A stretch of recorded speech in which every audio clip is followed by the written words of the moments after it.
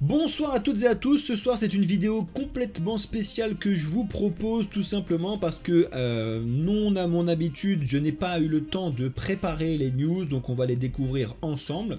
Toutes les news qui se sont passées ces 2 premiers jours de la semaine plus un petit peu ce week-end, analyser tout ça, regarder les tensions différentes qu'on a sur les marchés, comprendre ce qui se passe sur Bitcoin notamment et sur certaines autres crypto-monnaies. Vous avez très certainement vu passer le live d'Asher qui parle un petit peu de cette blockchain qui fait beaucoup de bruit en ce moment, à savoir Abstract. On va discuter également de OM qui a perdu 95% de sa valeur là, mais ça remonte un petit peu, mais c'est quand même assez catastrophique pour beaucoup d'investisseurs. Bref, on va discuter de tout ça et cette fois-ci c'est clairement en direct qu'on va découvrir tout ça ensemble.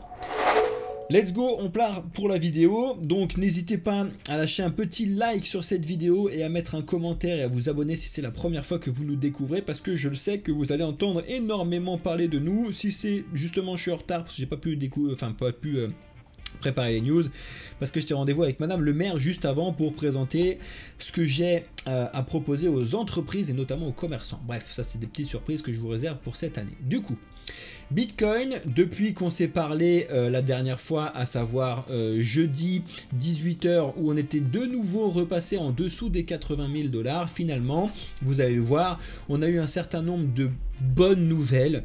Je mets quand même des gros guillemets parce que c'est assez ouf de voir le marché qui réagit de nouveau assez fort hein, à des nouvelles qui sont dites, puis contredites, puis machin. Ouah, ces rumeurs comme quoi tout va bien, tout va mieux, machin, Chine, États-Unis, des rumeurs comme quoi tout sera taxé, mais pas les ordinateurs, les téléphones, puis en fait non, on dément. Enfin bref, c'est assez quand même un vrai bazar. Et puis finalement les marchés, du moins Bitcoin est à peu près reparti et donc on est de nouveau dans une zone. D'ailleurs je vous ai pas allumé l'autre lumière derrière, je vais faire en direct comme ça, vraiment on ferait tout en direct aujourd'hui si elle veut bien, que donc de retour sur la zone de full bleu d'hésitation comme on l'avait justement quand on en avait discuté à partir de fin mars. On en avait discuté sur toute cette hésitation là, je vous avais expliqué et pour le coup c'est à peu près la même chose, même si on est un poil plus bas.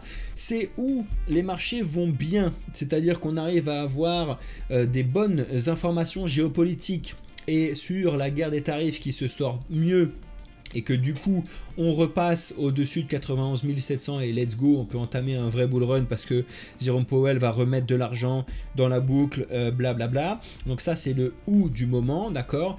Ou alors, eh ben, on a toujours ces tensions qui s'enlisent et qui n'arrivent pas à trouver de juste milieu, on va dire ça comme ça. On a la Chine qui pourrait potentiellement relancer un vrai bazar avec les États-Unis, puis Donald Trump qui, vous savez, il se lève le matin, puis selon de quel pied il s'est levé, puis s'il a marché dans une merde ou pas, il va dire telle et telle chose sur Twitter, donc c'est assez tendu, donc on verra bien. En tout cas, pour l'instant, Bitcoin est juste en dessous des 85 000 $. Ça restera dans cette zone-là tant qu'on n'a pas de news qui va un petit peu faire flamber tout ça. Du moins c'est à peu près ce qu'on avait eu à ce moment là, donc ça peut très bien tomber ce soir, demain, hier, bref on s'en fout. Vous savez que j'ai toujours moi personnellement l'intime conviction qu'il faut aller chercher 73 000 et potentiellement mécher entre 70 et 73 000 $, donc ça c'est ma conviction à moi, d'accord hein, ça veut pas dire que ça va se passer, pas du tout. Pour l'instant on verra si ça s'invalide, c'est-à-dire que si on repasse un petit peu au-dessus et qu'on vient chercher les 91 000 $, qu'on repasse un petit peu au-dessus, ça peut s'invalider dans le sens où on peut peut-être s'être servi des 74 500 pour comptant, entre guillemets. On a quand même la dominance de Bitcoin qui est assez folle, hein, on est quasiment de retour aux 64%, donc c'est assez important. Et juste rapidement, pour le coup je vous le fais jamais, mais en ce qui concerne le S&P 500, donc le principal indice des États-Unis qui avait complètement décroché, n'a pas encore ravalé entre guillemets la perte qu'il avait fait donc depuis la fin de la semaine dernière et donc de l'annonce des tarifs des États-Unis, donc c'est pas encore propre, on va dire ça comme ça. Et en ce qui concerne le CAC 40, ça l'est pas du tout, on est vraiment plus en retard que les autres. Le gold s'en sort par contre lui très bien, d'accord. Donc en ce qui concerne certaines informations que vous avez potentiellement vu passer, bien évidemment on regarde comme d'habitude un petit peu les ETF, donc on se rend compte que On a quand même énormément de rouge. On a eu heureusement 2 semaines consécutives fin mars qui étaient, on va dire, bonnes, mais que finalement le mois d'avril est très mal parti. Même si cette semaine on est en vert par rapport à ce début de semaine, et on va voir, et encore une fois je vous le dis, ça dépend beaucoup de certaines informations qui devraient tomber cette semaine. Ok, les liquidations, pas grand chose, c'est à peu près calme. On est à 165 millions sur les 24 dernières heures, donc c'est à peu près calme pour l'instant ce qui se passe. En ce qui concerne le calendrier économique, Alex d'ailleurs vous a fait un super bilan à ce sujet-là. Ce qu'il fallait vérifier, c'était un peu les chiffres qui sont tombés lundi. Import-export, hein, surtout, c'est ça qui, avec la guerre, bouge beaucoup, hein, mine de rien. Il y a quand même des changements de chiffres qui sont complètement décorrélés de ce qui était prévu. Donc, tu vois, on avait prévu d'augmenter, par exemple, de doubler. Finalement, on a fait un x4. Plus que ça même, enfin bref, on a fait limite un x6, donc c'est assez énorme de ce qui s'est passé sur la partie des exports, d'accord, la balance aussi, bref, les chiffres chinois sont assez intéressants à regarder, surtout par rapport à ce qui se passe actuellement. Aujourd'hui, on va dire qu'on n'avait pas des chiffres très importants, d'accord. Demain, on a encore d'autres chiffres de la Chine qui va être vraiment important à regarder. On a l'inflation en Angleterre, et on a surtout les retails aux États-Unis, et on a Jérôme Powell qui devrait avoir un speech qui devrait normalement être intéressant, qu'il va falloir suivre demain. Après, jeudi, c'est tout ce qui se passe au niveau de l'Europe. Donc nous, hein, la partie des intérêts, des taux de la Banque Centrale Européenne qui sont censés baisser, d'accord. Donc on va voir un petit peu comment ça se passe avec la conférence de presse. Et voilà rapidement pour les news centralisées de cette semaine. Les mouvements de marché qu'on a eu ces jours-là, c'est encore et toujours grâce à une seule et même personne avec son entreprise, à savoir Stratégie. Parce que à chaque fois qu'il émet un gros achat sur Bitcoin, ça a tendance à le relancer, du moins sur le court terme, parce que il fait quand même un achat, et là il a fait un achat quand même de quasiment 300 millions de dollars.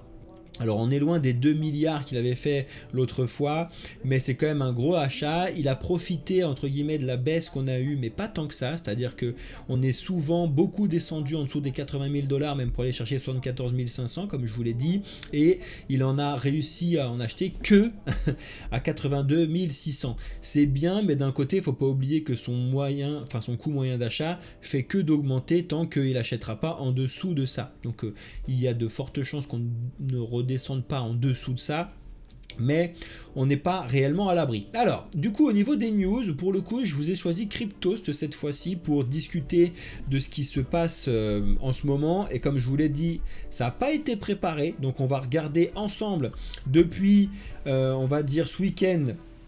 Qu'est-ce qui s'est passé via ce site-là? Ça va être intéressant, et dès qu'on voit quelque chose d'important, on va y jeter un petit œil un peu plus en détail pour voir un peu ce qui s'est passé concrètement. Donc on va remonter entre guillemets à la fin de vendredi dernier et ce week-end. Bref, donc l'État de New York pourrait très bien accepter les crypto-monnaies comme moyen de paiement. Alors ça, en fait, j'ai envie de vous dire que les moyens de paiement, c'est n'importe qui peut l'accepter. D'ailleurs, c'est pour ça que je sortais de rendez-vous avec Madame le maire. L'objectif, c'est de pouvoir faire en sorte que les commerçants de l'endroit où je suis puissent accepter Bitcoin en tant que moyen de paiement, d'accord? Et ça, c'est facile à mettre en place. Je mets des guillemets, même pour un gouvernement, parce que il y a juste une mise en place pour le commerçant d'un système de wallet, hein, donc facile, que ce soit via Deblock, Ledger ou Tangem. C'est assez simple à expliquer. Puis après, les paiements en eux-mêmes, il n'y a rien de plus simple. Et en plus de ça, il fait des économies parce que c'est toujours moins cher que d'utiliser l'équivalent des virements ou de l'utilisation des TPE, des cartes, etc. Bref, donc je suis pas sûr qu'il y ait des trucs hyper important que j'ai loupé à vous expliquer là-dessus. Ouais, voilà. Ça projette juste de viser à l'autorisation des agences gouvernementales de l'État de New York à accepter des cryptos comme moyen de paiement. Alors c'est forcément les cryptos qui sont cités dans ce qu'ils ont expliqué. Je comprends réellement pas encore qu'est-ce que fout le Bitcoin Cash et le Litecoin dans les discussions, mais bon, ça c'est mon avis personnel. D'accord. Et le contexte politique est bien évidemment favorable à l'innovation technologique actuellement aux États-Unis, mais pas que. Donc c'est absolument normal de pouvoir proposer ça et c'est même très très intéressant. Ok. La croissance de la France est revue à la baisse, hein, bien évidemment. Donc ça c'est les résultats et la suite de ce qu'on vous a expliqué la semaine dernière. Je ne vais pas rentrer plus dans les détails, hein, la dette en France et tout le bazar que Donald Trump nous fait subir, c'est assez compliqué. Y aura-t-il du Bitcoin dans la trésorerie de McDonald's? Alors je vous réponds directement que non, hein, parce que du coup c'était une question qui se sont posées. En tout cas c'était l'idée qui avait été émise au groupe d'actionnaires. Et le groupe d'actionnaires a dit non. En tout cas c'est les news que j'ai. Alors je vais vérifier si ça a bien été ça, mais en tout cas parce que ça je connais quand même les news avant de l'avoir vu, mais bon bref. Nanani, nanana. Purée, tout ça pour dire non. Dans un contexte nanana.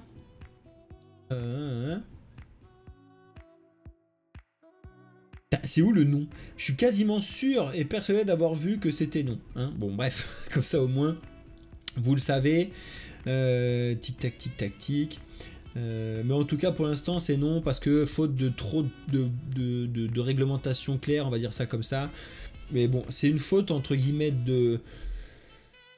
Allez, j'ai envie de te dire qu'ils pourraient le faire proprement dans le sens où de le mettre en trésorerie avec leurs propres fonds, bah, je peux comprendre que ça les embête, mais d'accepter les cryptos et d'avoir donc la très faible part de gens qui vont venir payer en Bitcoin chez eux et de le garder en trésorerie, ça ne va pas entacher directement la trésorerie forte de ce qui se passe sur McDo et ça leur permettrait d'avoir donc de la trésorerie Bitcoin de façon très très simple. En tout cas, ça c'est l'idée que moi j'ai et que je pense qu'ils devraient bien évidemment mettre en place. Ensuite, comment Binance veut revenir mettre aux États-Unis tout en se rapprochant du clan Trump. Donc ça c'est certaines news qu'il y a actuellement effectivement de Binance qui veut donc se rapprocher comme le fait en fait Kraken ou Coinbase par exemple. Le vrai problème qu'ils vont avoir, c'est qu'ils vont se heurter au mur Trump, savoir que bah, c'est pas américain et que j'ai limite envie de te dire que c'est beaucoup plus chinois et asiatique que américain. Donc pour Trump ça peut être un vrai problème. Donc voilà, ils vont essayer, mais je ne suis pas sûr qu'en l'état actuel des choses ce soit aussi simple que ça. Et en plus de ça, vu que les États-Unis, comme ils ont un système qui est complètement différent de l'Europe et de beaucoup d'autres pays, c'était déjà le cas. Il y avait Binance.com pour nous et Binance.us pour eux. Donc c'était vraiment des choses complètement différentes avec des produits et des offres rien à voir avec ce que nous on a. Ok. Les cryptos peuvent engendrer des problèmes de stabilité, alerte cette autorité européenne. Qu'est-ce que c'est que cette connerie encore? Alerter sur les dangers des crypto-actifs, oui, bien évidemment, comme n'importe quel truc. Alors, quelles sont les études que je vois voir là-dessus que je rigole? Risque et censé d'ouvrir. Moins crédible à mesure que la technologie fait ses preuves, les vieilles habitudes ont la vie dure. Nanana. Après la parole la semaine dernière. Les crypto-monnaies et leur potentiel d'implication sur la stabilité financière. Mais bien évidemment, c'est vrai que l'Europe a une stabilité financière qui est assez exceptionnelle. C'est vrai que j'avais oublié, pardon madame.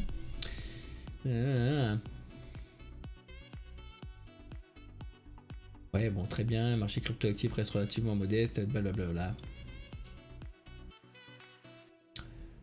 Elle dit pas grand chose. La directrice se félicite des exigences restrictives imposées par Mika sur les stablecoins. LOL. Bon, bref, bon, c'est pas très intéressant, ça prouve encore à tel point et à quel point on est en retard hein, sur tout ce qui se passe, les habits. Moi je trouve ça un peu flippant, mais bon, bref, hein, c'est là et on va pas l'enlever pour le coup parce qu'on ne peut pas arrêter ce qui est déjà parti. L'accessibilité à l'immobilier de luxe, 10,3% de rendement annuel sur un circuit. Bon bah ça c'est typiquement de la tokenisation des biens immobiliers. Là pour le coup c'est bien de luxe. Donc on a un concurrent plus ou moins en plus à Realty. Donc ça c'est Vancelian, alors que je connaissais pas du tout. Et donc pour eux ils ont fait des investissements à Bali. Pourquoi pas. Et donc bien évidemment c'est beaucoup plus flexible hein, en termes d'investissement sur d'autres pays que la zone euro, donc pourquoi pas.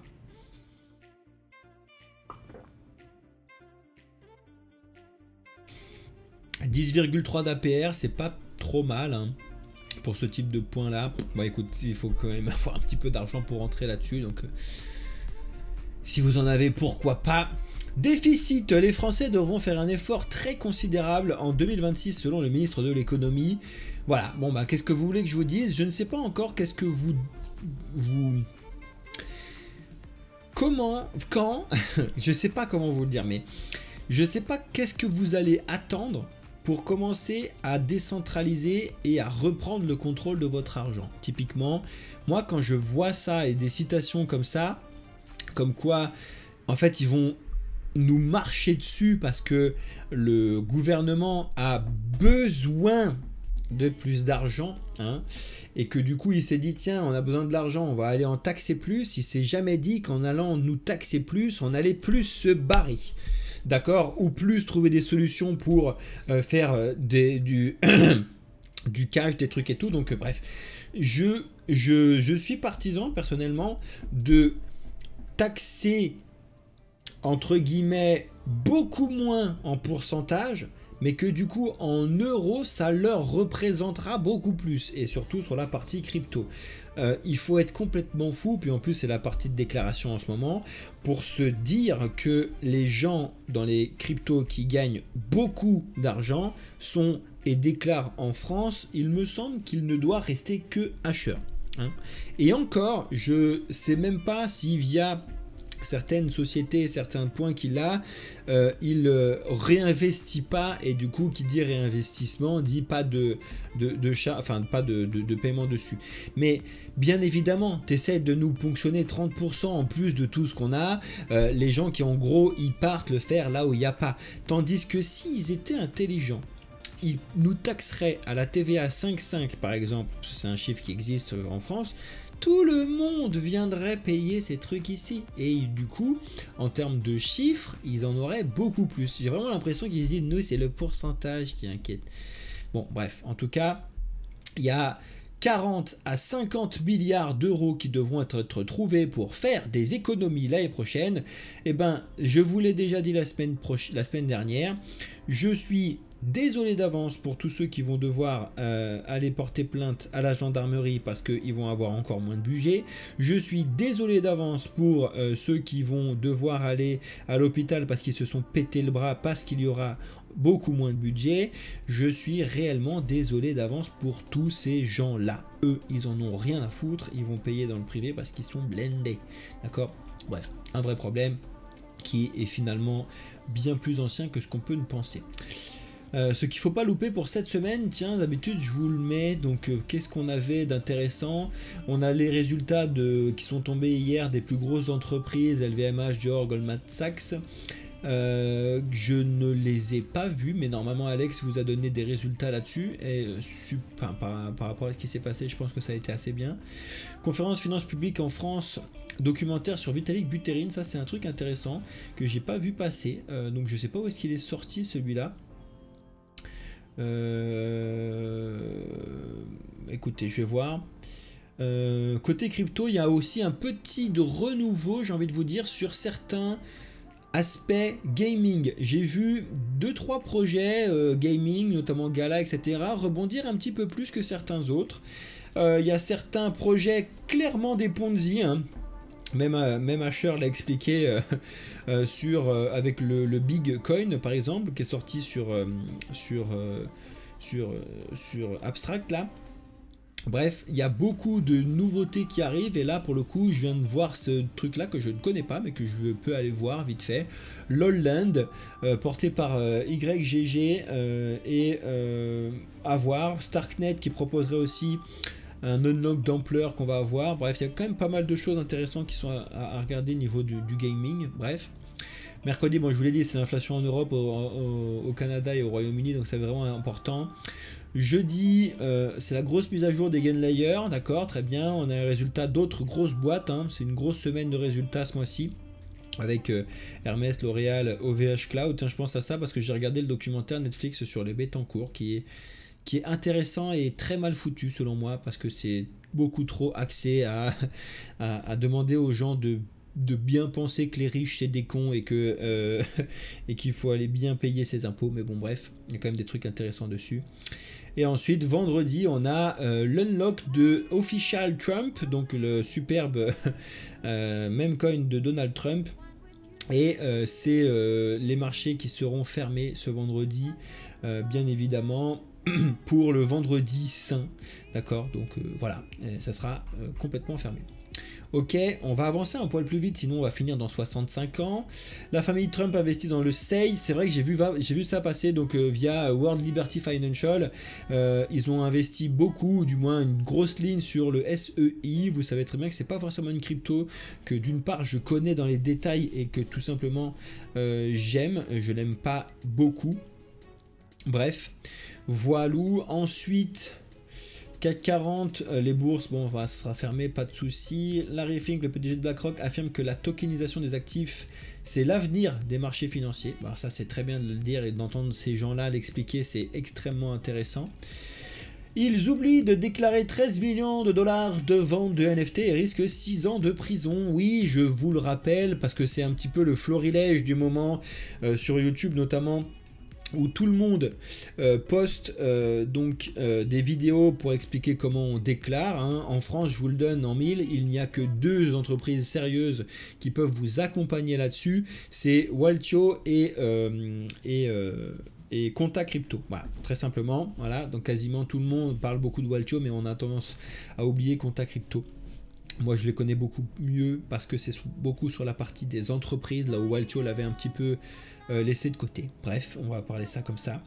Donc, oui, effectivement, n'oubliez pas de déclarer. En tout cas, je vous le répète, si vous jouez avec ça et que vous n'avez pas beaucoup, en vrai, vous risquez pas énormément, même s'ils peuvent venir vous embêter pour faire des exemples, d'accord ? Le jeu en vaut pas la chandelle, pour le coup. Et que si jamais vous avez des gros coups que vous n'avez pas déclarés sur certains autres cycles, n'oubliez pas que en Europe, vu qu'on a des KYC sur les différentes plateformes, ils peuvent venir retracer jusqu'à 10 ans, je crois, voire plus. Donc vous ne pouvez pas réellement passer à côté de tout ça. D'accord ? Donc faites-le, ce sera plus simple. On va parler de Mantra 5 minutes, donc avec le token qui a perdu 95% de sa valeur. Donc 5 milliards de dollars de capitalisation en quelques heures, c'est un réel délire. Je ne sais pas s'ils avaient refait une news un peu plus récente sur le pourquoi du comment. Il faut qu'on aille creuser un petit peu, et j'ai pas beaucoup eu le temps de creuser dessus. Liquidation, manipulation, rug pull, voilà, tout le monde parle de ce truc là. Il faut aller creuser un petit peu plus dans les détails, mais c'est assez flippant de voir une crypto aussi solide, hein, on parle en milliards de dollars, qui a cet effet. Mais d'un autre côté, ça a pas fait de bruit sur les autres marchés. Je pense à ça, pourquoi ? Parce que le Luna avec l'affaire de l'UST, mine de rien, c'était pas si plus pire que ça. C'est vraiment pas français mon truc, mais là il y a quand même 5 milliards de perdus. FTX, c'était combien ? 13 milliards de perdus, c'est pas si pire. Pourtant FTX a fait un bazar mais monstrueux sur l'écosystème crypto et tout, et là Mantra de OM, tout le monde s'en fout, vraiment. Tout le monde s'en fout. Royal, ok ? Donc c'est assez important. Et ça montre aussi qu'il y a toujours une raison à... quand vous avez vu quelque chose qui est différent. C'est-à-dire qu'on en a beaucoup parlé. Et c'était assez bizarre de voir tous ces mouvements à la hausse donc du Mantra et du OM quand les marchés baissaient. Est-ce que... Du coup, il y a eu une manipulation, il y a eu des faux trucs, il y a des grosses enquêtes qui sont mises en place. J'ai pas eu le temps de tout voir encore passer, les amis. Si vous avez pu le faire, ben écoutez, let's go. Moi, je dois aller creuser, bien évidemment. En tout cas, il y en a plein qui avaient beaucoup investi dessus, qui sont encore à peu près rentables. Mais voilà, en tout cas, c'est une affaire assez noire, quand même, mine de rien, compliquée, qu'il ne faut clairement pas négliger. Comment la Corée du Nord voit des millions de dollars de crypto de fausses visioconférences. Bon, bah faut faire attention, ça c'est clair. Les BRICS, on entend de moins parler encore. Hein, le système de paiement commun veut être étendu au monde entier. Je ne vois toujours pas comment tous ces pays-là peuvent s'entendre entre eux, mais bon, c'est pas grave. On a Bitvavo qui lance sa plateforme de trading sur mobile. Pourquoi pas, c'est pas une énorme nouvelle. Le Solana a bondi de 22% sur la semaine, tout simplement parce qu'on a de nouveau un petit regain sur un attrait sur les mêmes coins, etc. Encore que c'est beaucoup Abstract qui fait du bruit récemment. Le minage de Bitcoin est-il un fardeau environnemental? Voici une nouvelle étude à charge.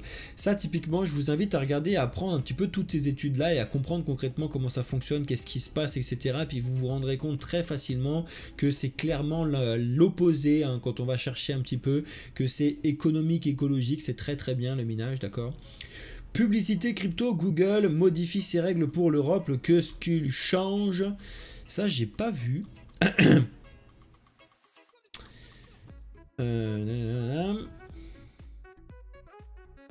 Ah ouais, bah il change la partie des publicités sur Google par rapport du coup à Marketing Crypto Assets, donc la réglementation MiCA, qui a conduit du coup à changer ces règles de comment on met en place des pubs, tu sais, que tu vois sur des sites internet via Google. Bon, pourquoi pas.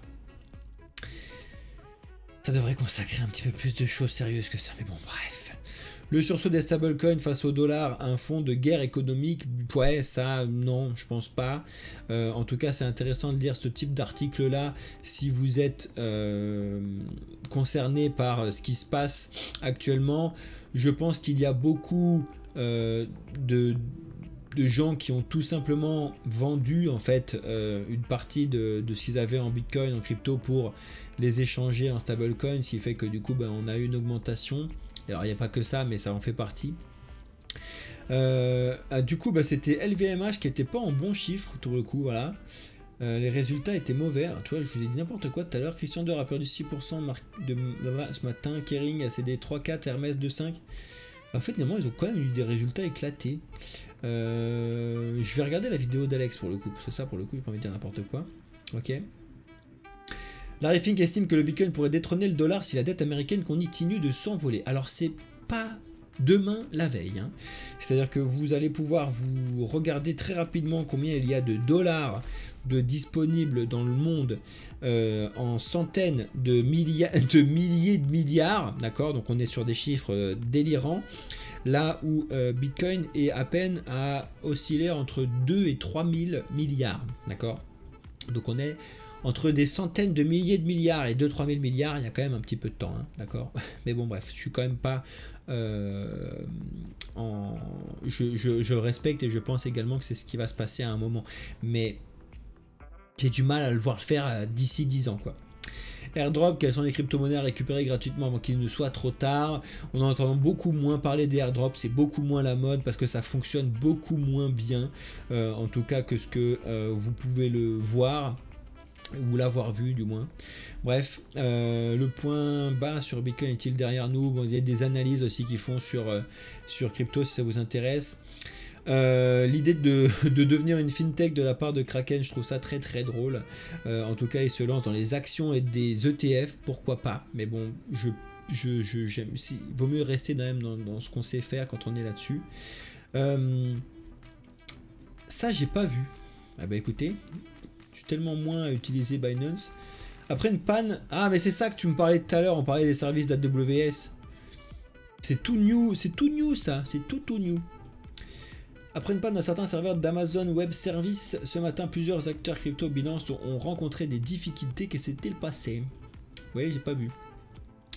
Encore une fois, si jamais on mettait en place ce système de gestion de données via des cryptos, on aurait beaucoup moins de problèmes. Mais bon, c'est beaucoup utopique actuellement. C'est-à-dire que de changer clairement ce qu'il y a sur AWS en crypto pour l'instant, c'est pas le premier cas. Puis j'ai envie de te dire que on est sur combien? 80% des nœuds d'Ether tournent sur AWS, hein, pour vous rappeler quand même l'idée.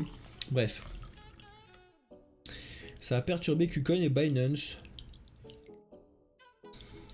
Et du coup, en fait, c'est juste par souci de sécurité. Donc, c'est pas un vrai gros problème de ce que je puisse voir. C'est peut-être ça que j'ai eu cet après-midi ou ce matin de connexion. Mais bon, bref.